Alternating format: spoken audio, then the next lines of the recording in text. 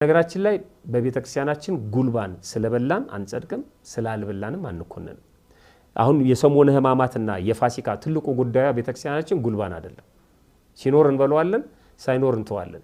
በጉልባን የሚታሰብ ነገር ስላለ ነው። ትልቁ የፋሲካችን በግ ክርስቶስ ነው። ማነጣጠር ያለብን የነፍስ ጉዳይ ላይ ነው። ግን ምእመናን ብዙ ጊዜ ይጠይቃሉ ይሄንን ልክ እንደ ሥርዓት አድርገው የሚያዩትም ሰዎች አሉ። በእርግጥ ይሄ በትውፊት የመጣ ነው። የኛ ኑሮ ከእስራኤላውያን ኑሮ ጋር የኛ ባህል ከእስራኤላውያን ባህል ጋር በብዙ መልኩ ይገናኛል። ስለዚህ ጉልባን ሁላችንም እንደምናውቀው ከተከካ ባቄላ ከስንዴ ወይም ከተፈተገ ገብስ ይዘጋጃል። እንደውም አንዳንዶቹ ንፍሮ አይደለም ጉልባን ከንፍሮ ትንሽ ለየት ይላል።